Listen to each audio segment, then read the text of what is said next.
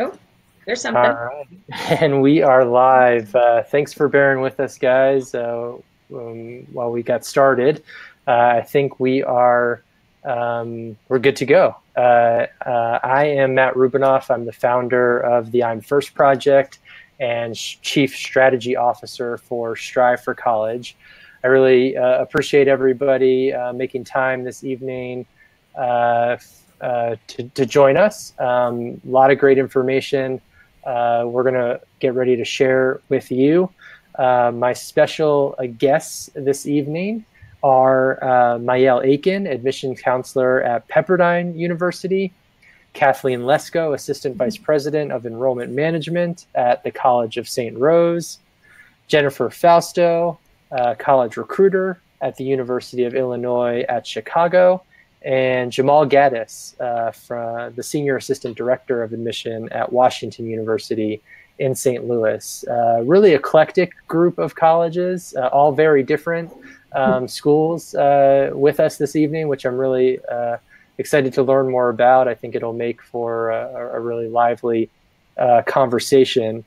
I'm going to turn it over to our college panelists here shortly to introduce themselves and to tell you more about their institutions. But before we get there, I do need to give a brief plug for my organization. For those who aren't familiar or need a refresher, Strive for College is a national nonprofit that believes that every student who deserves a shot at college should get one. And so our mission is to connect those students with the know-how and the support that they need. We do this primarily through a website and iOS app where aspiring college students can connect with a volunteer online mentor to receive one-on-one guidance and support through the college admissions process. You can research and connect with colleges, including the ones that are with us tonight. You can collaborate on college essays and complete your college applications together. So if you're somebody who feels like you need some more help navigating the college process, please go to striveforcollege.org, striveforcollege.org, and sign up to connect with a mentor today. Strive also runs the I'm First Project, which is an equally awesome website that is all about first-generation college students. You can follow a first-gen student blog and watch video testimonials from first-gen students and graduates from across the country. So if you will be among the first in your family to go to college, go check out imfirst.org and play around with the great information and resources for you there. So with that, I want to encourage all the students who are with us this evening to ask questions. Type your questions into the chat window, and we will have time at the end to field your questions. For now, we are going to learn a little bit more about our colleges and have a brief moderated conversation amongst us before we get to those student questions. So with that, I will turn it over to Mayel, and we'll learn a little bit more about Pepperdine. Hello, everyone. My name is Mayel Aiken again, and I am an admission counselor at Pepperdine. I'm originally from the Washington, D.C. area, but I graduated from Pepperdine in 2015 with a double major in international studies and Hispanic studies. I am a first-generation college student, and I was a Posse Scholar on Pepperdine's campus. And last but not least, if someone were to ask me one of my favorite experiences or a highlight from my time at Pepperdine, it would probably studying abroad in Buenos Aires, Argentina for the full year. But just to get started right away, talking a little more about Pepperdine.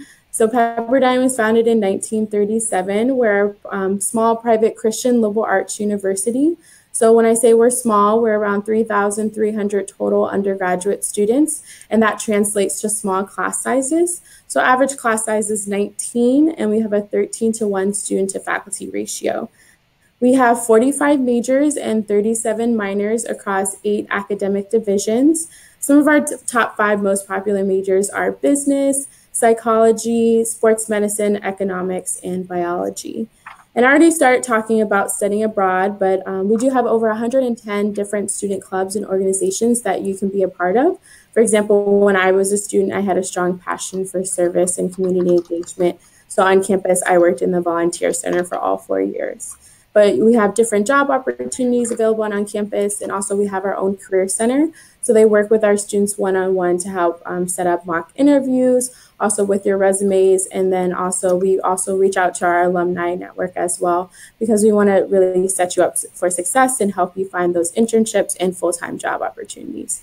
Now back to studying abroad, we are currently #1 in the nation for our undergraduate study abroad participation. So we have 7 different locations that you can study abroad for the full semester, year, or summer. And what really makes our programs unique is that it is a Pepperdine-owned facility that you'll live and take classes in. The only program that is different is Buenos Aires, which is a homestay program. So you'll take classes in a Pepperdine-owned facility, but you'll live with an Argentine family.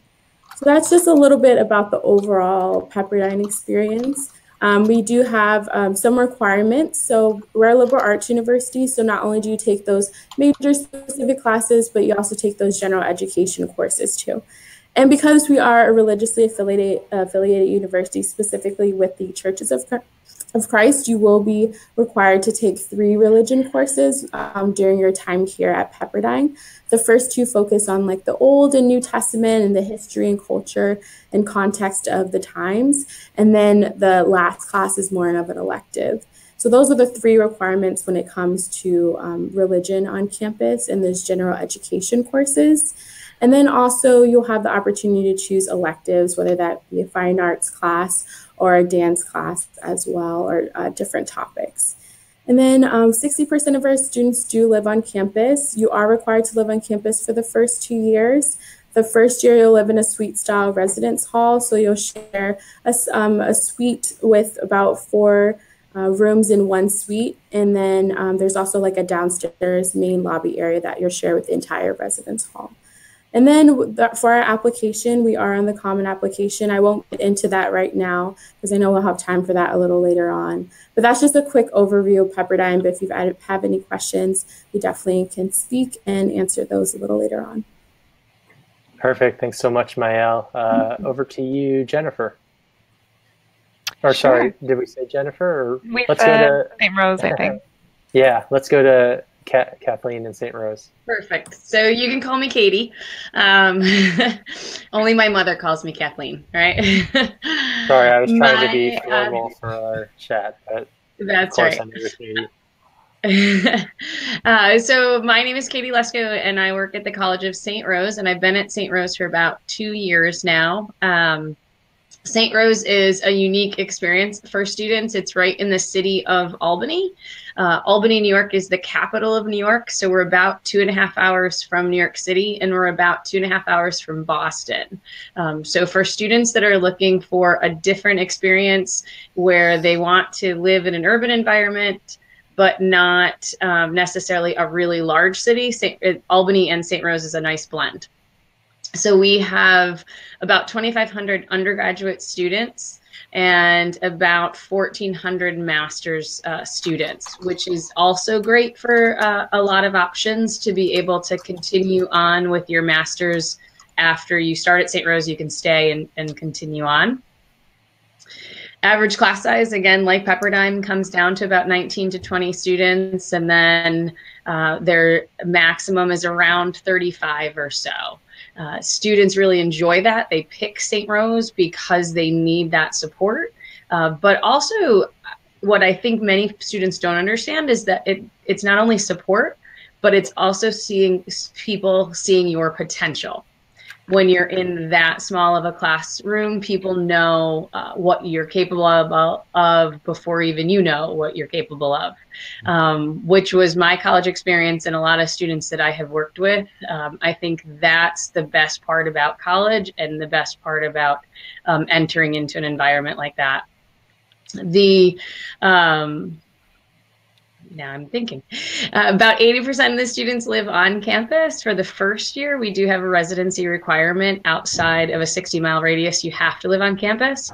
After that, because of the location of St. Rose, we do have a lot of students living off campus in apartments, but quite close to campus to still stay active and involved. We do about 50 clubs or so, and we have around 26 music ensembles. One of the things that we're known for is our music and art. And so the music groups, there's a music industry degree, music performance, music, as well as music education. And so that really lends itself to a lot of things on campus outside of the traditional groups that you see. We have our own independent label that students can get involved in that music business. My favorite is analog is actually coming back. So we've learned to record on digital, but they have a Les Paul just gave a foundation for analog, which is fun for the students because you really have to prep before you do recordings. And that's different than what we've been taught before. St. Rose has a unique spot in Albany as well because students can easily get to internships down the road, and that's in the state capital. So Albany itself is a pretty influential city, I would say, because of the politics that goes through New York State, and students interested in social work or education, political science itself, you can get a lot of exposure and opportunities to understand how you can do that. The athletics are Division II, which is also nice because you have the commitment of the sport and the heart of the team, being on the team, but also a nice balance between that division instead of being Division I or Division III, but it's a lot of opportunity to play. And I would say I'll end there and we'll have lots of questions as we go. Great overview of St. Rose. I learned a lot. Now it's your turn, Jennifer. Tell us about University of Illinois Chicago. Sure. I'll start with a brief intro about myself. My name is Jennifer Frausto. I am an admissions counselor here at UIC. I started at the University of Illinois at Urbana-Champaign, which is our sister school. I was a first-generation student and then went on to get my master's degree at the University of Wisconsin at Madison. So now I'm at UIC, and a big part of the thing that I enjoy about my job is working with first-generation students specifically. So I'm really happy to be here. The University of Illinois at Chicago is Chicago's public research university. The research focus at UIC is what allows us to discover the things that other universities teach, and our students get to be a part of that research process and discovery. So we are a Research 1 university, and if students are familiar with the 3 categorizations in the Carnegie Research classifications, Research 1 being the highest, we're very proud to be a research university that is also very passionate about teaching students. Our campus community is about 30,000 in total, about 19,000 of those students being undergraduates and about 10,000 being graduate and professional students. On our campus, we have no racial or ethnic majority. We are very proud to be one of the top 10 diverse institutions in the country. And that diversity spans across all kinds of groups, including socioeconomic status, LGBTQ+, ability, disability, age, and more groups. Our over 70 majors span across 15 academic colleges. We have one of the largest medical schools in the country and top-ranking nursing and business programs. Our College of Engineering is also very competitive, and we're one of 2 engineering schools in the city of Chicago, the other one being IIT.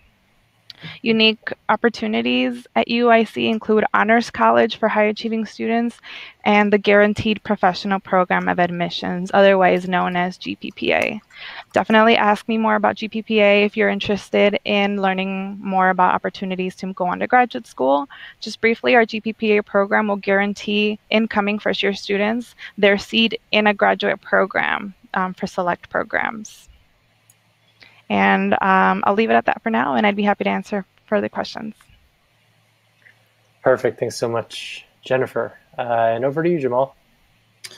Okay. Hey, guys. I hope everybody can hear me and see me all right. My name is Jamal Gaddis, and I am representing today the Washington University in St. Louis, our undergraduate admissions office. I am originally from New Orleans, Louisiana. Went to high school in a school outside of Atlanta, Georgia, and I came to college from a pretty low income background as well myself, and also really didn't know much about college before going to college. So I would say, this is a great program, great opportunity to learn a little bit before heading off. But to get into Washington University, we are a medium-sized Research 1 institution like UIC. Medium-sized for us translating to having about 7,000 undergraduate students, broken up into 5 divisions that I'll name in just a second.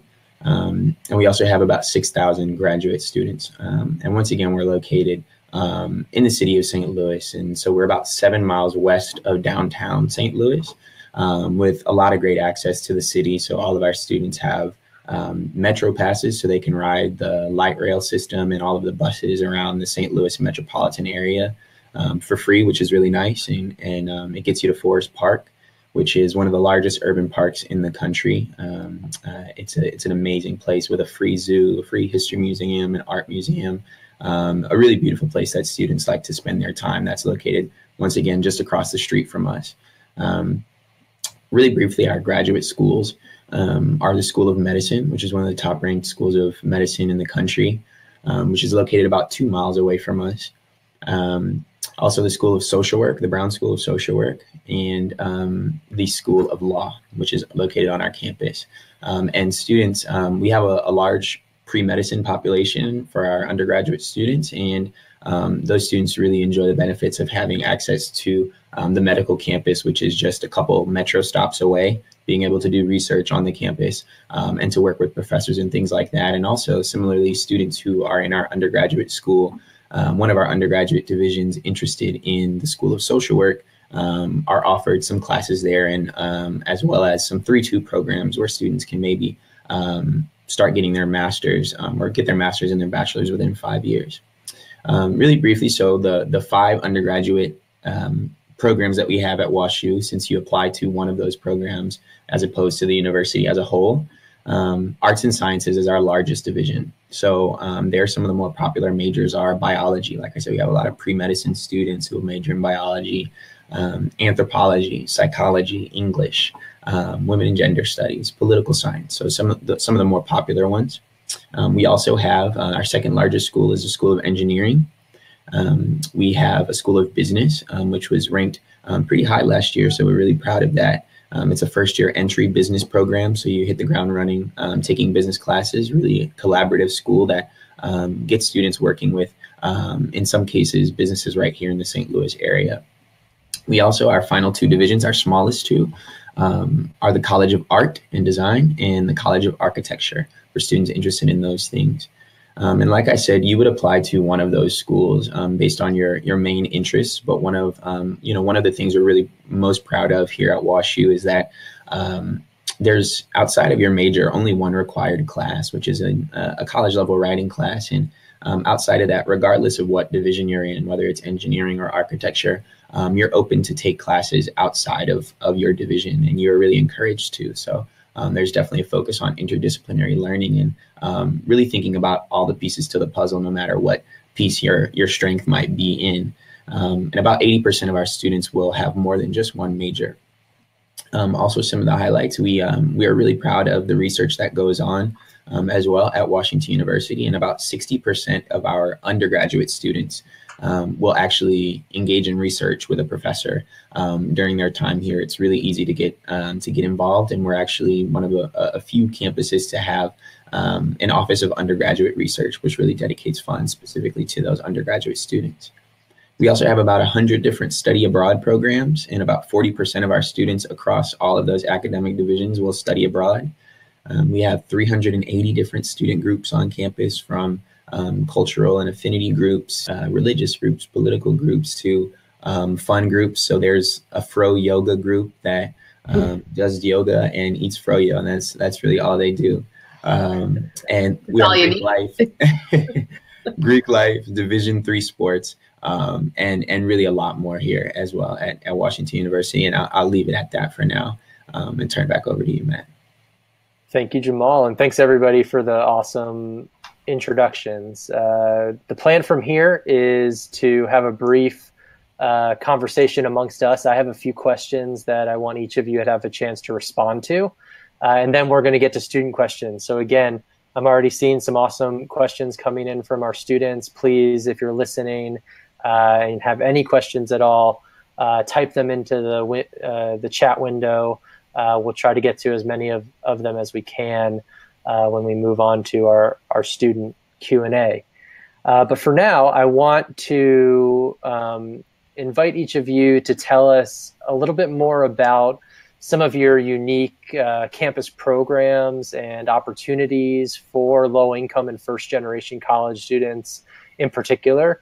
That's primarily our audience tonight for this chat, and obviously our mission as an organization is in service to those students. So want to help them put a more what's in it for me lens on their college search and thinking about your institutions and other institutions in light of the programs and opportunities that exist to help them be successful both in and out of the classroom. So so please, back to Mayel and share away. Okay, so I'm going to highlight. So for the programming, the first one that I highlight, we call Pepperdine Summer Preview, or as we like to call it, PSP for short. So after a student is admitted, then enrolled, we invite about 15 students on our campus, all expenses paid, and it's a 3 days, 2-night program. And we're hoping to expand, but this past year was 15 students. And how it happens is that we kind of form a cohort for these students. And not only do they get to stay in the dorms, but they kind of get a pre-new student orientation experience. So we show them campus, also what's around Malibu, Southern California. Of course, you have a beach day since they're located right next to the beach.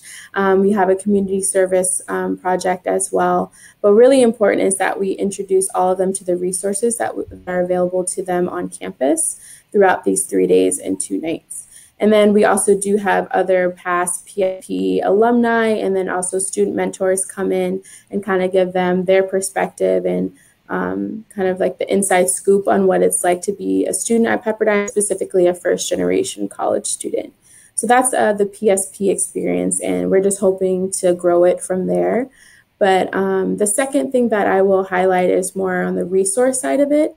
So we do have our Student Success Center on campus, and that is focused around not only providing workshops, for example, on time management or how to overcome test anxiety, but there's also academic coaches that are available there, and they'll help you think about how do you learn in the classroom, or what is the best way for you to take notes, and then just really setting you up for success during your time at Pepperdine. That's also where all of our tutors are housed, and the Writing Center as well. So if you're ever struggling in a class or you need help on an assignment or paper, you could go to our Student Success Center, which is located in the library. So those are just 2 options, but we have several different resources on campus, but those are 2 that I want to highlight specifically for first-generation college students and low-income students as well. Perfect. Well done. Thank you, Mayel. And over to you, Katie. How about St. Rose? Perfect. It actually, and thank you for the framework, because it's kind of similar. We do we have a circle of success for all students coming in. Particularly to first-generation students, we have what we call flight guides. And so it is a volunteer for the administrator or faculty member that becomes an additional mentor to that student. And it tends to be people that that are first-generation as well. And so it's a great opportunity to figure out that system of college and who to go to for what. And sometimes it's as simple as, what does a terminology mean? Like, what's a credit? And how do you put those pieces together, right? Because there's a lot of things that none of us knew, I think, walking in the door. And so having that mentorship of someone who's been there before is outstanding. But all students we work with come in with those circle of successes, and how their campus coach, whether it's a flight guide, whether it's their athletic coach, whether we have a commuting assistant, so students who live off campus, like a resident assistant would have a commuting assistant. And so we'd really try to add that extra layer of someone to go to. And then, so that's the personnel piece for it. There's a financial counselor that's part of that circle of success for the student, because finances are a huge part of a barrier and an understanding that students have to learn. There is a faculty advisor in that cohort of people, and then the campus coach. So the students have responded really well to that. We do different events. We started this year kind of leadership academies, 5 different types of leaderships academies, and that's starting to take some traction. So there's women in leadership, diversity in leadership, and then a couple other topics. So students are able to join one that they feel that they want to learn more about. And then there's events throughout the entire year that circle around that. We'll see that expand. Like any tradition, you have to have a couple years of people doing it first. So we'll see how that gets traction, and we'll be able to use that to also help students get acclimated to the other part of college. Classes are about a third of your time, and so it's filling in all that other time that we want to do productively. The other piece to that is we have a student success center as well. And so through that center, the students get the tutoring and the writing. And again, it's open to all students. And it's really important to take advantage, I would say, of all of those services, because everybody can always get better. So those are 2 things that we do specifically. We are population-wise about 44% Pell eligible. So in the finances, our population of about 650 students coming in, it's about a third first generation and about 45% Pell. Awesome, great. And we'll have a chance to talk more about financial aid at each of your institutions here shortly. Okay, up to you, Jennifer, to tell us about some of the campus programs and support services available for students at UIC. Absolutely. So I'm going to follow the framework by the first 2 universities. Thank you for setting that up again too. I'll start with talking about our summer college, which is an opportunity for students to attend lectures and kind of get a feel and a practice for what it will be like to be a college student.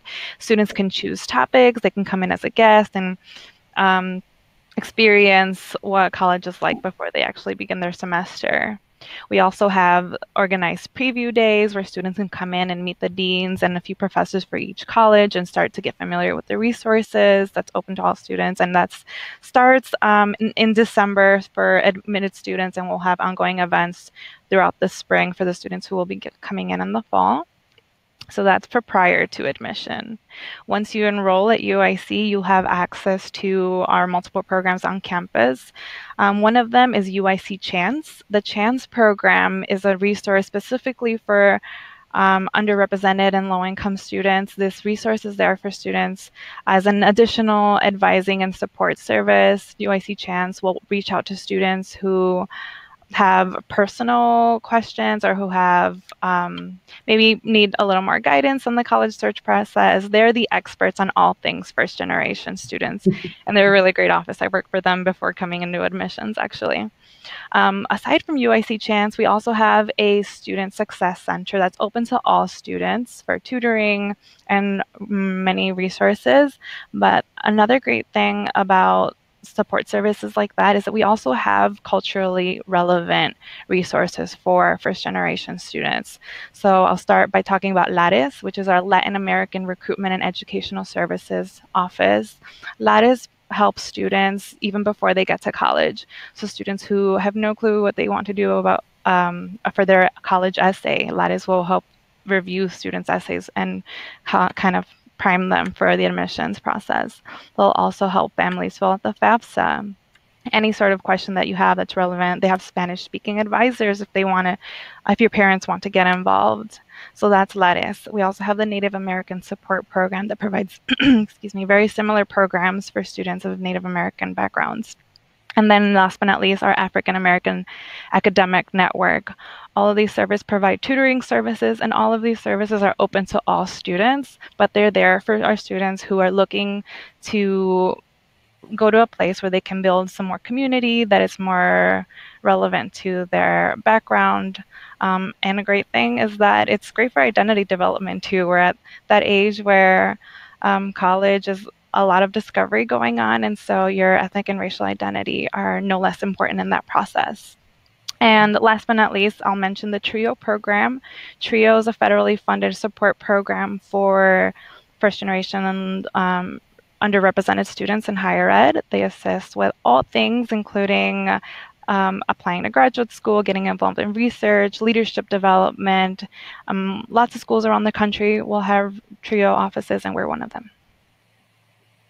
Cool. Thank you, Jennifer. And last but not least, Jamal and WashU. Yeah, so same framework.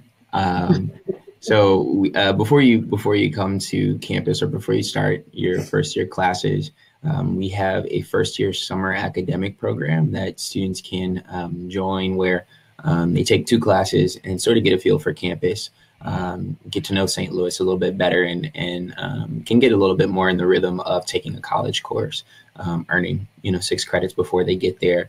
There's also a variety of what we call PREO programs, pre-orientation programs, where students can come to campus and similarly sort of get acclimated to campus and get to know St. Louis and things like that in a smaller cohort. There are a number of different programs.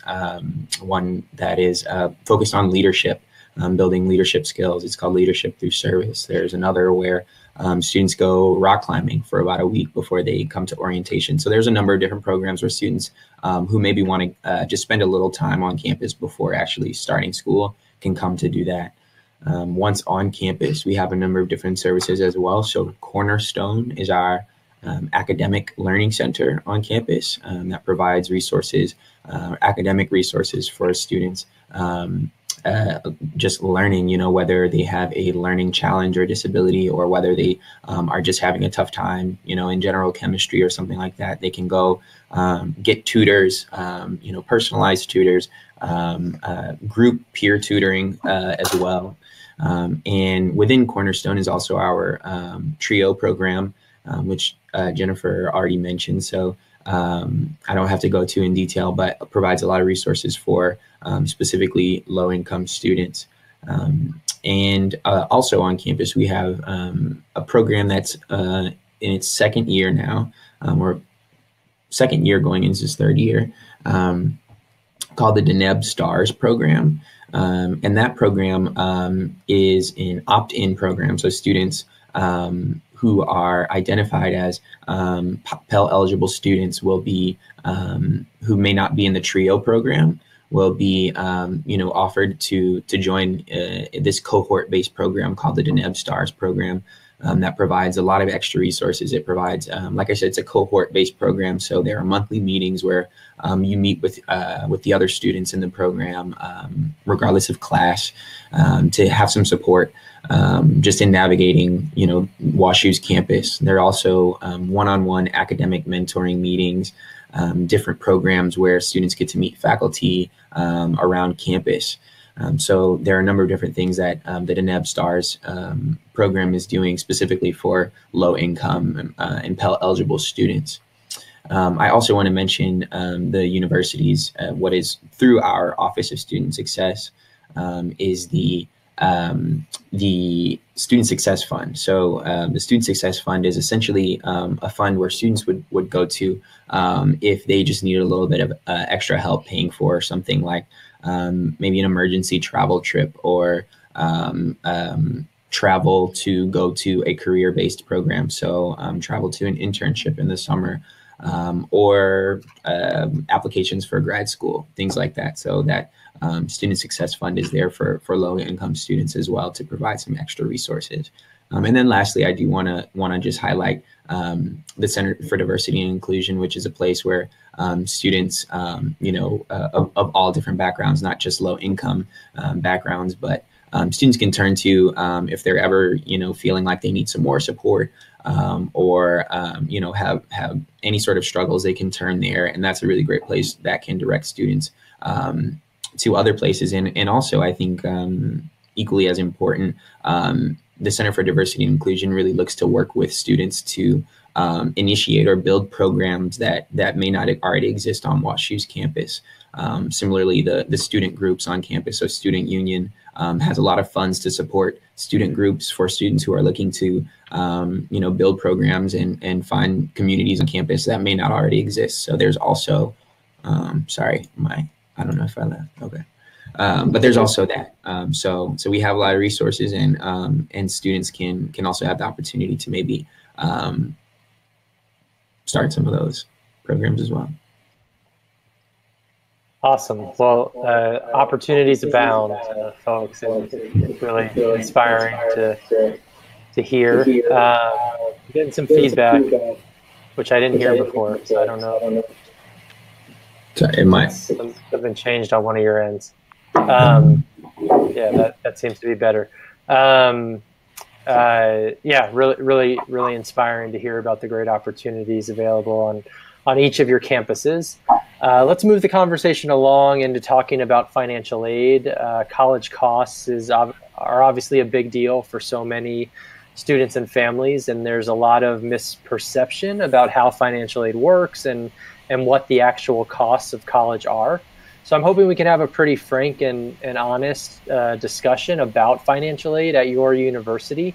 So the way I'd like to kind of frame this question is, if I'm a Pell eligible student or someone who otherwise has financial need, what kind of assistance might I expect from your institution? Fair enough. Let's bring it back to Mayel and learn about financial aid at Pepperdine. So at Pepperdine, we are a, oh wait, can you hear me? Yes. Okay. So Pepperdine, we're a private institution, and tuition and financial aid, kind of how we break it down is into two categories. So there's need-based financial aid, and then there's merit-based financial aid. So for need-based, that's all through the FAFSA, the free application for federal student aid, and that is how you will qualify for those federal loans, grants, and work study. There's also institutional need-based aid that we can award students, but only if they fill out the FAFSA. Now for the merit-based portion, we do have academic scholarships. We have scholarships for active members of the Churches of Christ, Division I athletes, which we are Division I in sports, and then we do have scholarships for fine arts majors, speech and debate, and journalism as well. Now there's no separate application for the academic scholarships. Your application to Pepperdine is your application for that scholarship. So how those work is that they are awarded to the top 10% of incoming applicants based off of GPA and test scores. It is a sliding scale though, because it depends on what our applicant pool looks like for that year.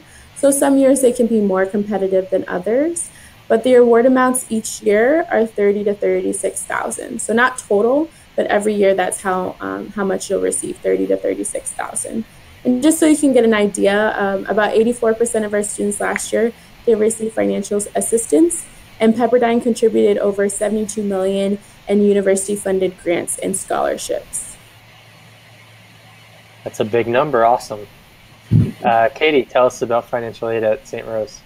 Sure. So it breaks into the merit-based and the need-based aid as well.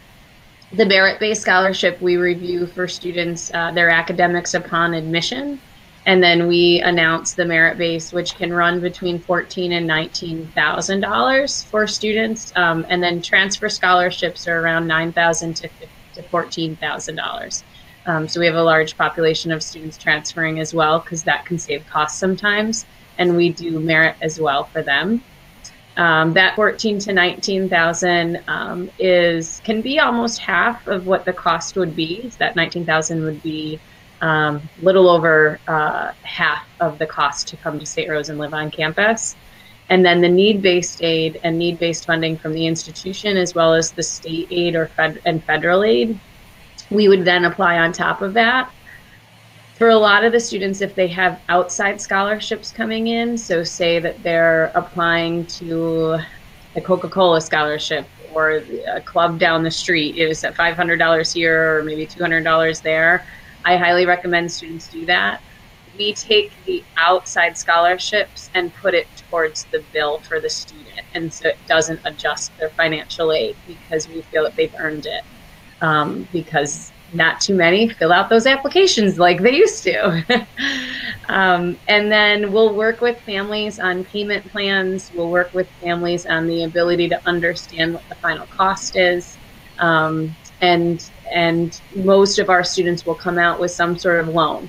So the Stafford loan is also included in that federal aid.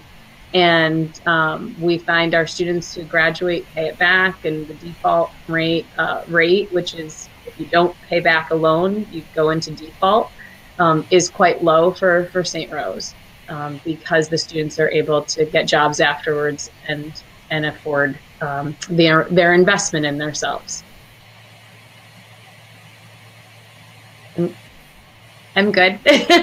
There's talent. Okay. Actually, there's like there are talent awards as well. So our music scholarships can be on top of the aid that's given. Our art scholarships are on top of that.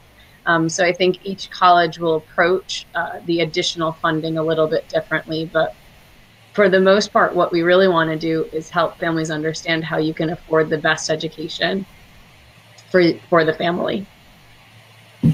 Sure. Awesome. Thank you, Katie. And over to Jennifer, UIC Financial Aid. Mm-hmm.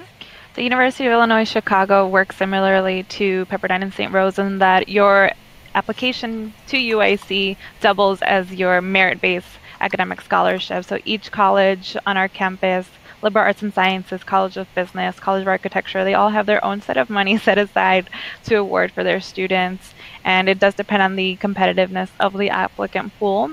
But the way that it works for us is that the sooner you apply, the sooner you have, the better chances you have to get some of that money. Our priority date is December 1st, and we'll talk more about the application process later. But when you're talking about financial aid and scholarships, the sooner you submit your application, or at least by December 1st, the better your chances.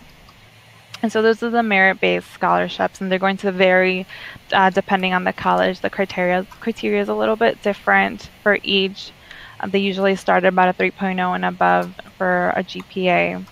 Our honors college, which is not a college that you major in, it's a membership that students have to apply to participate in, but that college offers the most in terms of merit-based scholarships. So not only would you get from your academic department, but also from the honors college if you were to apply and be accepted to the honors program. So there's that opportunity. Our Office of Special Scholarships is also a place that you can continuously visit once you're an enrolled student to continue finding outside sources of funding. And this office is dedicated to finding those outside sources and helping students apply for those. So the essays, the interview process, everything that it takes to win those scholarships, this office is there to help you do that. And then most popular for, and specifically for our low-income and first-generation students, is the President's Award Program. Our PAP program awards $5,000 every year. It's renewable for a total of $20,000 for our low-income students. Great, really good overview. Thank you, Jennifer. And finally, financial aid at WashU. Yeah, so we similarly have two forms of financial aid that students can qualify for. So we have need-based financial assistance and then merit-based financial assistance. That need-based financial aid students will be applying for through the FAFSA and one other form, a CSS profile or a WashU version of that. So essentially just two financial profiles, and with that, students EFC is calculated, and I won't go too far into that, but that's the expected family contribution.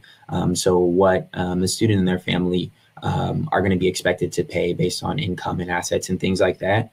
And through that need-based financial assistance, Washington University is a school that meets 100% of demonstrated need. So essentially what that expected family contribution doesn't cover from the total cost of attendance, which includes tuition, books, room and board, meals, and miscellaneous expenses and things.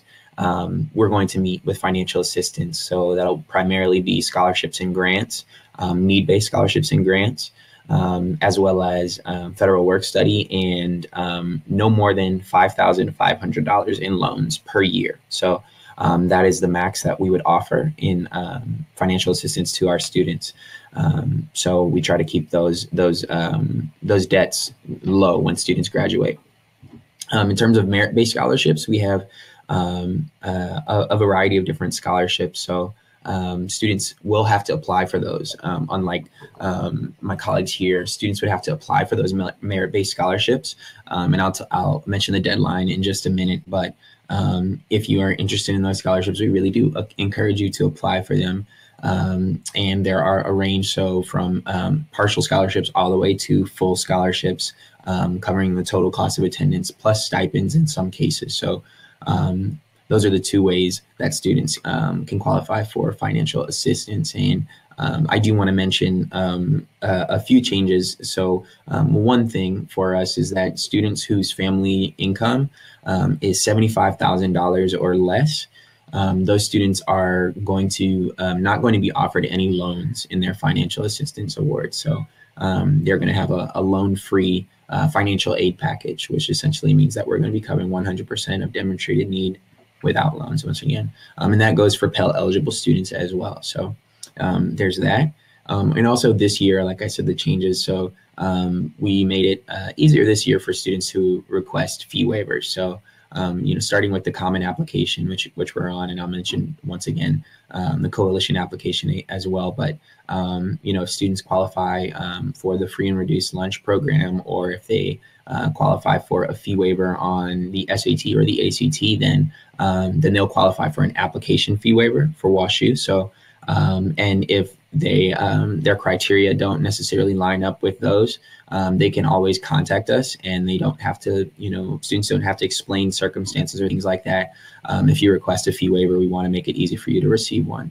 And then lastly, this year we have a change to our score reporting policy. So depending on how many schools you're reporting your test scores to, it can be pricey, depending on how you do it. So just this year for our students applying to WashU, we allow you to self-report your test scores.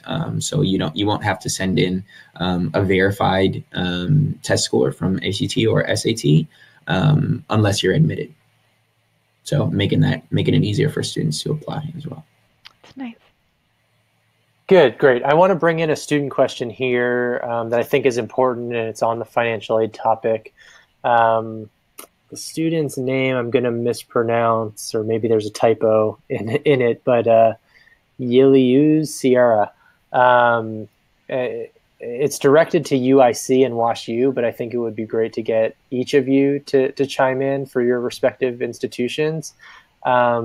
This student wants to know if need-based aid is offered for U.S. non-resident students who attend school in the U.S.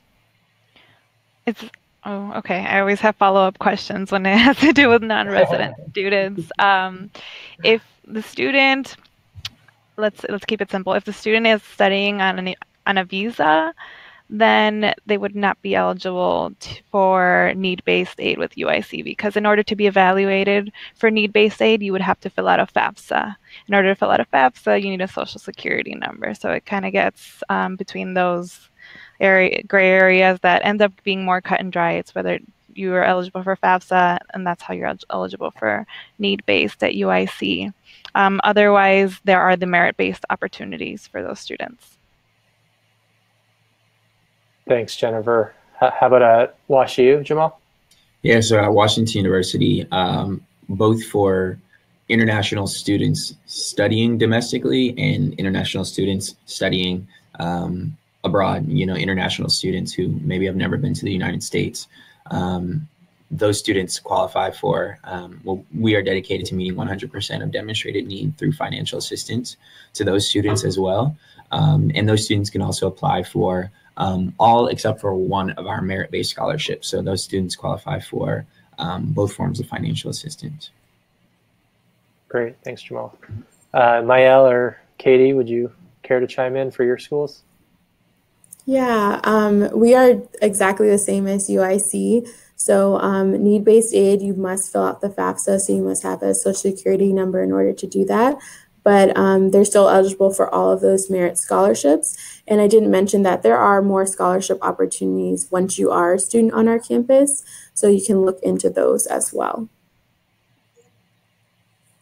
For us, the only difference for us is that we do institutional aid for international students in addition to the merit scholarship, so they can write a financial appeal letter, and we'll work with them for our own institution with our own institutional funding. Okay, I appreciate that. Thank you. So I want to also invite each college to walk us through your institution's application deadlines, requirements, anything that might be unique about the admissions process at your school or how you evaluate applications and make admissions decisions. Let's not get too nuanced or into the weeds here, but try to cover the bases and give a good representation in a minute or two, and then we'll get to student questions. We have a lot have already come in, and again, this is a reminder to students watching with us to type your questions into the chat window. We're almost there, and have your good questions in the queue already. So application and admissions at Pepperdine. Mael, get us started. Yeah. So at Pepperdine, we have a holistic review process. So that means that we look at all components of your application. And the way that breaks down is that 70% of the admission decision will come from looking at your academics. So that will be your transcript and that will be your standardized test scores. Now, the other 30% is that portion that can't be quantified by numbers. So it's those extracurricular activities, it's your essays, those letters of recommendation. I like to think of it or say is that the 70% opens the door, but the 30% is really what gets you in. So when we receive your transcript, we're going to unweight, recalculate your GPA. We're only looking at 9th through 11th grade, and we're only looking at core subjects. Those core subjects are English, science, math, history, foreign language, and then also religion as well. And then we do accept both the SAT and the ACT. We do not have a preference for either one. We will superscore the SAT. We will not superscore the ACT. And then for the essay or writing section for both, they are not required nor recommended at Pepperdine, but other institutions, it is a mandatory requirement, so be aware of that. But now for the 30%, that is all completed through the Common Application. That is the only platform that you will use to apply to Pepperdine University. And we look for a couple things in the extracurricular section. So we look for commitment, service, and leadership. We like to see that you've been committed to an activity, club, organization throughout your time in high school, that you pursued leadership roles, and that you've also given back to your community. But we also know that there's traditional activities that you can list, like SGA club president, Spanish secretary of the Spanish Secretary Club, or whatever that may be. We know that there's very traditional examples, but we know there's non-traditional as well. So some of our students, every day after school, they have the responsibility of picking up their younger siblings, taking them home, helping them with their homework, cooking for them, and then tucking them in at night. And we want to see that represented on your application as well. So we want to see what you're involved in outside of the classroom, because if you have that responsibility, you might not be able to have a part-time job or be in a club. So we want to see where you're involved, because we see that as a major responsibility as well. So again, just think of the ways that you're involved outside of the classroom. And then for the essays, we want to hear more about your personality, your character. We want to hear your voice. And then the last piece is that letter of recommendation. And we only require one letter of recommendation from a teacher in a core subject. So that's the quick gist of our application. The deadline is January 5th, and you'll get your decisions on or before April 1st. I know that is April Fool's Day, but we won't play tricks on anyone. And then you have until May 1st to decide on enrollment. Thanks. Perfect. Thanks, Mael. Katie, applying to St. Rose. Sure. So we, in many ways, are very similar. It's the high school transcript that will, unpack. I had a student the other day tell me that I was a forensic psychologist with a transcript. And I said, yes, I am. I can tell you a story with numbers, right? So we look at the core subjects. We look at the strength of the curriculum. And we really just want to understand what choices that you've made that will best prep you to come to St. Rose and be successful. A letter of recommendation is required from a teacher or a school counselor. And then in addition to that, we make a lot of the pieces optional so the student can put their best foot forward. So we're a test optional institution. Students can submit the SAT or ACT, or they don't have to submit the test scores. We do, every application is a fee waived application. So we don't, we eliminate that barrier completely because we want to make St. Rose an option for students. And then we also are essay optional. So students can choose to submit their scores and their tests and their transcript, or they can do an essay in their transcript. So it really depends on what they feel the best story is for them. And we have an early action deadline, which is December 1st. And then we have a regular admission, typically is around February 1st. If students find us after, because in the summertime they decided, as long as we have space, we'll work with the students on being able to come into St. Rose if that becomes an option for them. Some of the unique things is we don't admit to major. So some colleges will admit to a specific program or a specific school. We actually admit to the college and then work with the student over the summertime through a list of interests and activities to make sure that they will come in for the major that can be most successful for them. We have a really unique exploratory program, so students can come in and they have an extra class. They get to learn all about the different career options hear from the different faculty, and a little bit more study skills, things like that, to be able to figure out what best fits for them. It's a great course if you don't know what you want to do, which I'm still trying to figure it out, right? And then our regular admission is February 1st. We have used the May 1st deadline to commit. So that's the national candidates reply date. So students would want to decide where they're going to college by then. Awesome. Thank you, Katie. Applying to UIC, Jennifer. Mm-hmm. UIC is a common application school. It's the only way to apply to us as a first-year student. We are also a big transfer institution, so we get about as many transfer students as we do first-year students from the city colleges across the country and across the world. We will require your transcripts, an SAT or ACT score. We do not have a preference. We do not super score, but we will take the highest score. So sometimes students want to send us an updated score with their application, and we'll go ahead and replace that. The application fee is $60, but we do offer a fee waiver, so you can select that option. The Honors College and GPPA programs will also be through the common application, or sometimes students will submit their admission application and decide after they've already submitted it that they'd like to be considered for Honors College or GPPA, that guaranteed professional program of admissions that I talked about earlier. We can always send you a link separately to add those portions to the application. The common application is due for regular decision by January 15th. And Honors College and GPPA programs will have slightly later deadlines. The priority deadline for Honors College is January 15th, but we'll take applications up until, I believe, let me double check, it is March 1st. And so GPPA will have a similar application.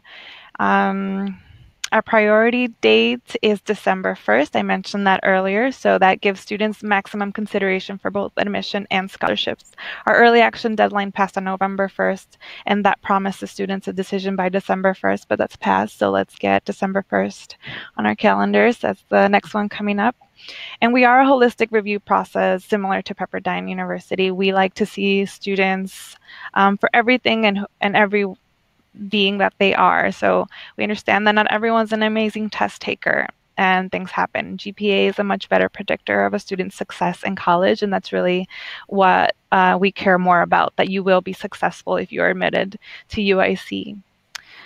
We'll also look at the strength of your schedule. Did you take advantage of honors AP or IB courses at your school? Or if your school did not offer those opportunities, we won't penalize you for that. Letters of recommendation are not required, but encouraged. You can submit up to 2, and they should be from someone who can attest to your academic abilities. Making sure I'm remembering everything. Oh, the only ones that will require the letters of recommendation will be Honors College and GPPA, so just keep that in mind in case you're considering. All right. Great. Thank you, Jennifer. And back to you, Jamal, applying to WashU.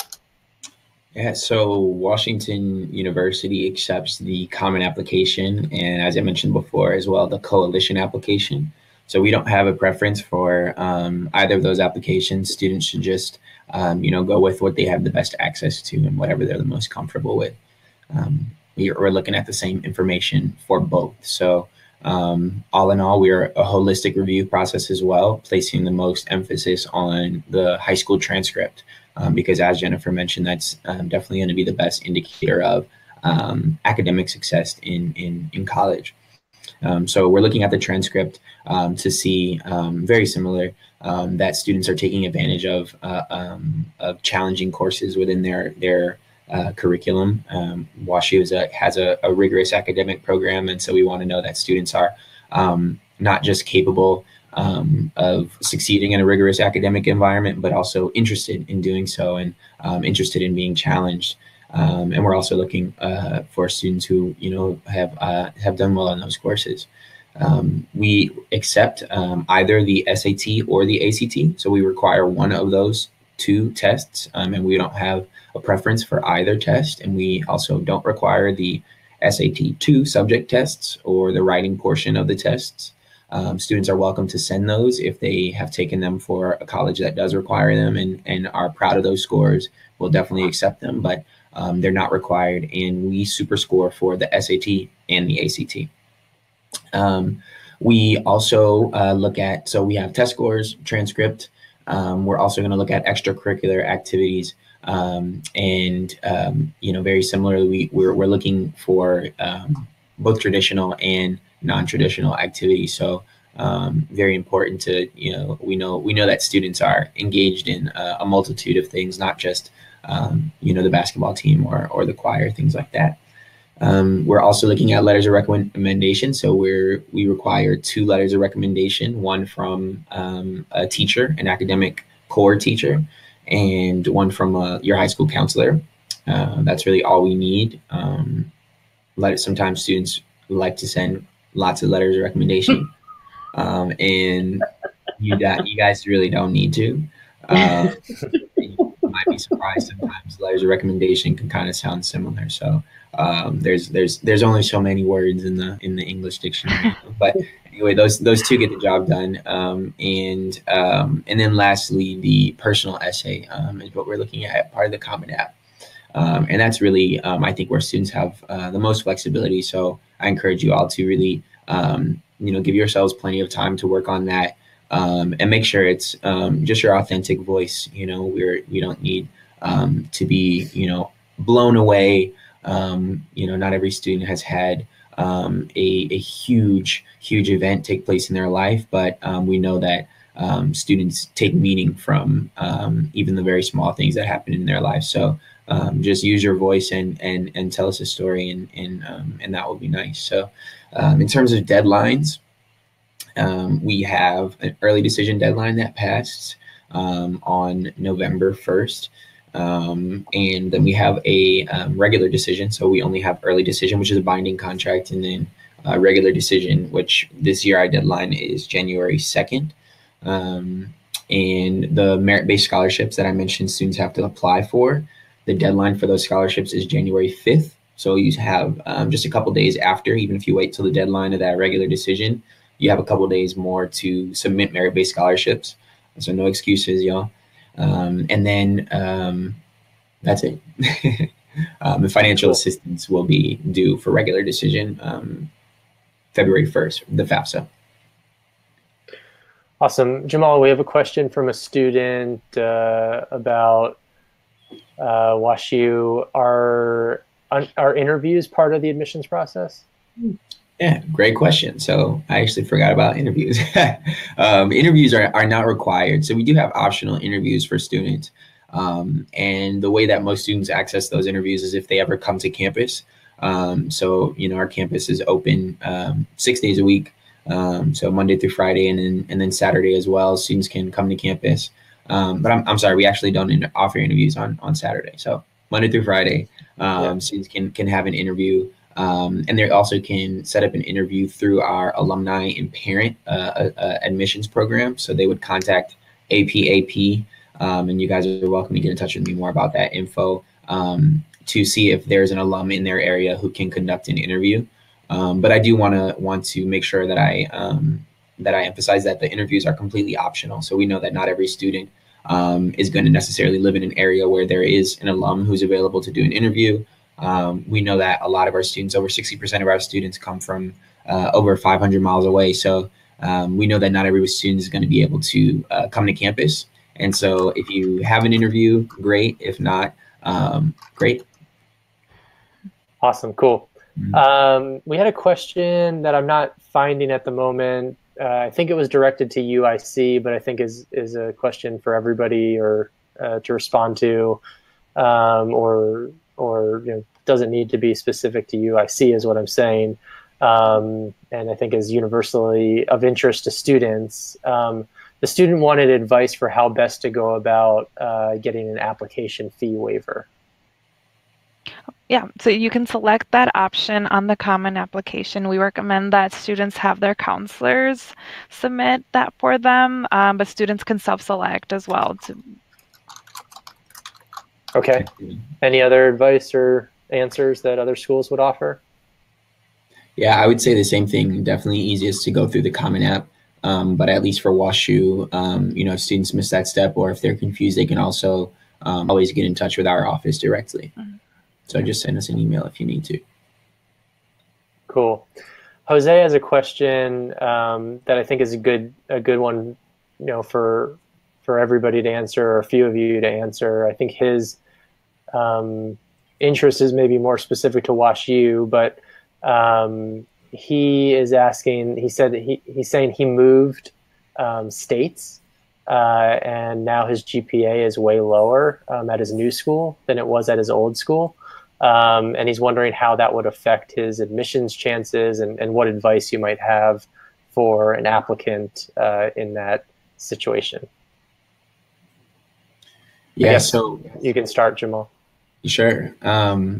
Something that one of my colleagues mentioned that I think is really important is that we review each applicant sort of in their own context, right? In the context of their own high school, definitely paying a lot of close attention to their own circumstances. So we know, whenever there's a school change, we always look to see, what that might come from. Sometimes students think that a school change is just bad, and that's not the case. But if there's a transition period or a rough period coming after a student transfers schools, especially for potentially other reasons that can be associated with moving states, we're definitely going to pay close attention to that. So we're really going to look at the academics to make sure that a student can be successful here. And outside of that, we're not going to penalize a student for anything that was out of their control. And I guess maybe one outside of the advice to keep it up, obviously, and to always do one's best. I would say to make sure that you're utilizing the application to its fullest, and maybe using that at least on the common application, in the coalition application, those additional information sections where students can maybe explain a little bit more of their particular circumstances they feel might not have been captured in the other parts of the application, or working with a counselor or whoever might be writing your letter of recommendation to maybe speak to some of the changes that you went through, those transitions as well. But we're definitely going to be paying close attention to that, and really trying to advocate for you. And I think that's something to keep in mind, that the admissions process, we're looking for the ways to advocate for each of the students that we read. Yeah, well said, Jamal. Thank you. And there's a kind of a related question. You want to add something, Katie? I did, because I think there's a key piece to that, which is the additional information piece of the common application sometimes is underutilized. And the students sometimes write things about the grade shift in their essay. And so they take the essay as a time to explain a story about themselves. And I've done this for about 20 years, and I would say some of my favorite opportunities is when the essay is about the student's passions or their story, or there's something different there, and they take the additional information side and answer and just tell us the facts. Here's what happened. This is the shift. This is why it affected me. And instead of using the essay to do that, because we still want to see that story, that creative side through the essay, and let that additional information side tell us more about the context of your transition. So I just want to double point that out because I like that. Great advice. Thank you, Katie. Daria has a similar but different question, and that maybe one or two of you can chime in on. Do admissions counselors really look at the senior year courses during the application review, even though grades aren't going to be available? We do like to see what courses students are enrolled in. We want to see that if you could challenge yourself your junior year, that you continue to challenge yourself your senior year as well. So if you have courses in progress and they are consistently challenging as the year before, that's what we're going to be looking for. We wouldn't expect a student to suddenly shift over to easy elective classes all of a sudden. So yeah, that's important to us. We are going to require a final transcript, so after your grades are completed, so your grades will matter up until the day you graduate. Cool, thank you. Yeah, I like to say that, yes, the GPA, we look at those numbers, but the transcript really gives us the bigger picture, because not only can we see the classes that you're taking and if you're adding rigor to your schedule, but also we look for trends too.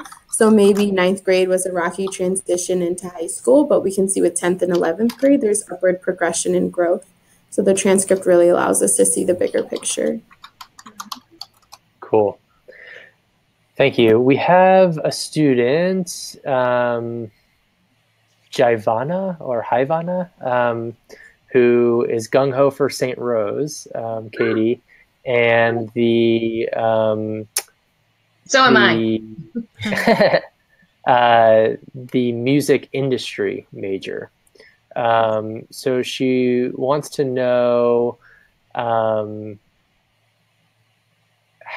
there's a couple different questions, and I'm trying to kind of include them all in one. So she wants to know, what do students do with their music industry major? Is it possible to double major with music industry and something else? And how easy is it to make connections with or getting an internship with a recording studio? So take it away. Sure. So, and actually, I'll back it up to lots of majors have a lot of those questions would be asked, I think, of all those majors, history or English. And so it's great because the questions are specific to music industry, but I think everybody listening can learn some things too.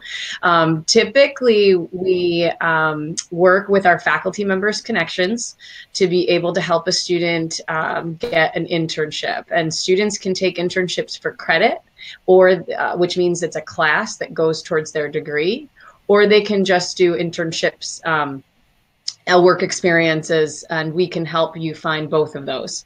A lot of times the faculty members have had previous students, or they've had connections in the industry themselves. So we've seen students in New York and LA. The New York connection is nice to be that close.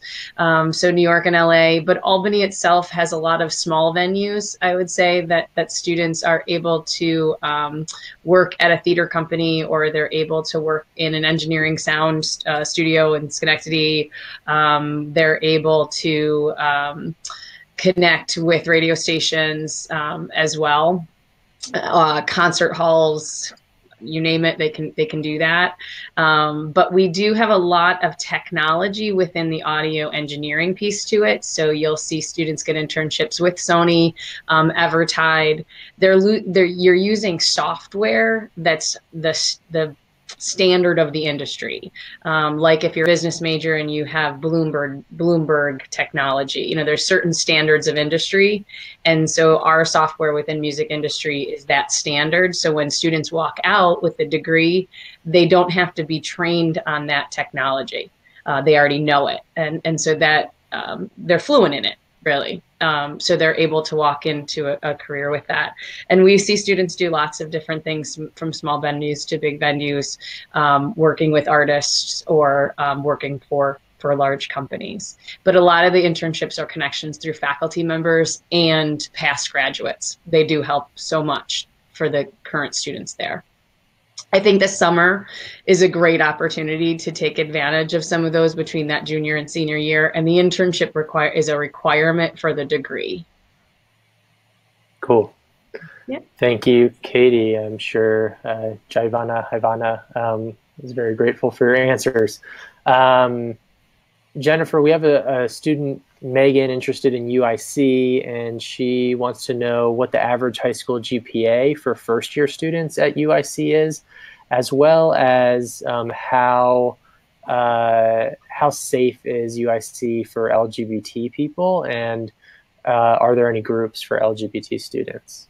Absolutely. We've got student groups for LGBTQ plus students. We also have a resource on campus that's specifically creating a space for students to be free to express themselves and to find advisors to assist them throughout their identity development process there too. We are actually a top 25 LGBTQ plus campus in the nation. I'm very proud of that as well. Back to the average GPAs for admitted first-year students, that varies slightly depending on the college, and I've actually got them listed right in front of me here. The College of Liberal Arts and Sciences, which is our largest college, has a GPA range between a 3.1 and a 3.7. And so that's the middle 50% of our admitted students, and that's that range. Also very popular is the College of Business, which is top ranked in Chicago. It's between a 3.0 and a 3.6.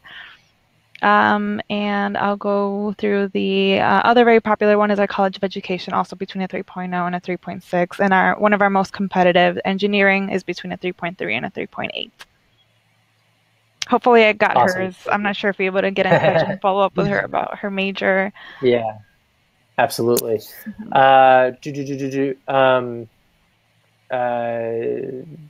Mael, this question's for you, but I'm going to turn it into a question that everybody can respond to, because it didn't come up from a student this time, but it has in the past, and I kind of like it. So Zania's question for you, Mael, is, can you talk more about student life at Pepperdine?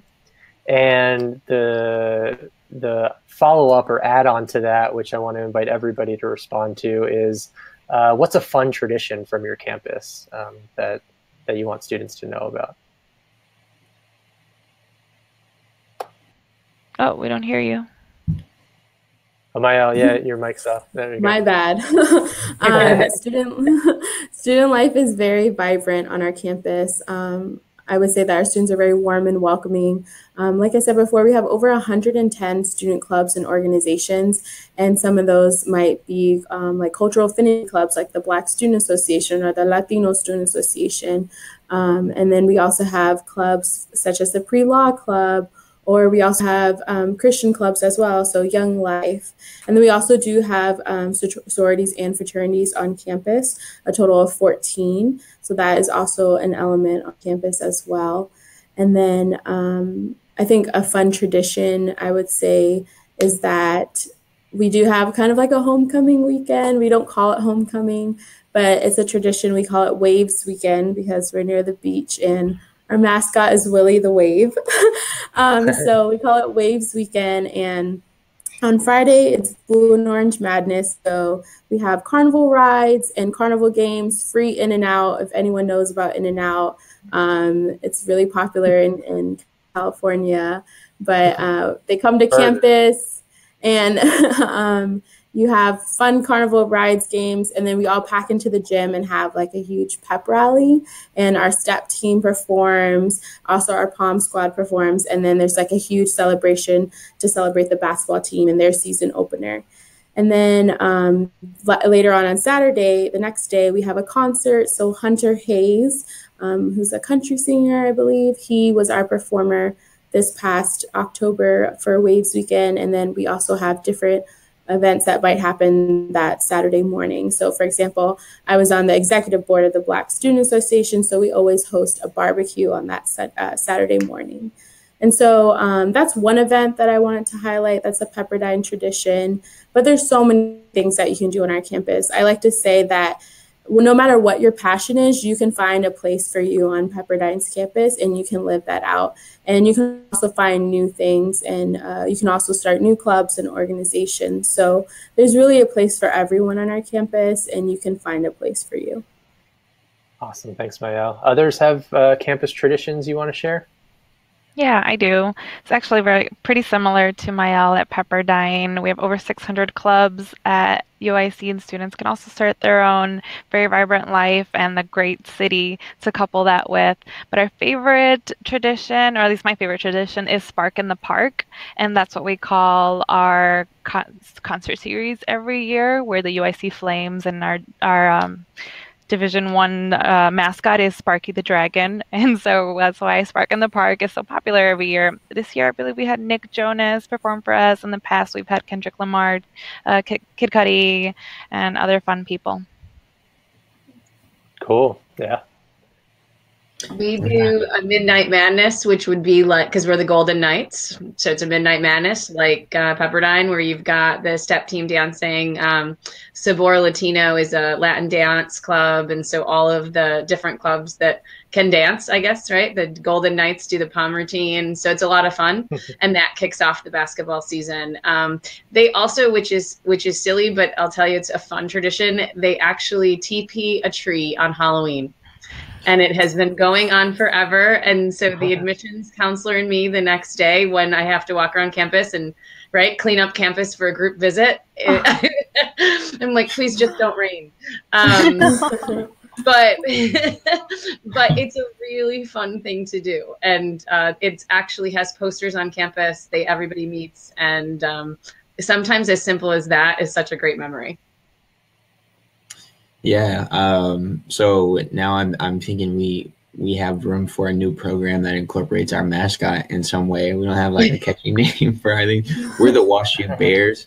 And there's a lot of things with Woo, but no Bears things. But anyway, what was one of my favorite traditions is called Wild. It stands for Walk In, Lay Down, and that has a whole little history, I think. When it's a concert, so it happens once a semester. It's just a really big free concert where every student is invited in. I think historically, or many years ago, people used to actually lay down throughout the concert, and I guess in that spirit. So it happens on the quad, which my office is actually right next to, and I kind of get to glimpse out at, but. Some big name artists usually come and perform, and students can stand up or they can lay down if they want to and listen to some music, get some food, and just hang out. And I really like that because, pretty much regardless of who the artist is that's performing. And in past years, we've had Childish Gambino, Chance the Rapper, Fits in the Tantrum. So some big name artists. I wish I was here in the 90s. Busta Rhymes came, but that's always a really special tradition because regardless of if students support or maybe haven't even heard of the musician, really a huge majority of the school comes out to just kind of hang out and see each other, which is really nice. Fun. Cool. Thanks for sharing. We're just about up on our time, so I think I'm going to end on that note. We do have more student questions that unfortunately we're just not going to have time to get to all of them. What I will do for students in our follow-up, I'll include the contact information of our esteemed panel for you. Encourage you to follow up with them directly to answer any of your unanswered questions and to tell them of your interest in their institutions. Vice versa, our college reps are going to be getting the student information for those who registered for the event tonight, and I'm encouraging them to follow up with you as well. I want to thank everybody again for joining us for this I'm First Live web chat. Wednesday, November 15th. Thanks for working late for us, especially to you guys on the East Coast and Midwest too. It's after business hours, so that is much appreciated by me and by the students I know too. A reminder for students, if you're somebody who's still looking for help in completing the college application process, striveforcollege.org can hook you up with a free online mentor to assist you. And check out imfirst.org as well. It's on my shirt. It's a great online community for first-generation college students. So with that, we will sign off and say good night. Thank you again. Good night. Bye. Bye. Thank you. Thank you.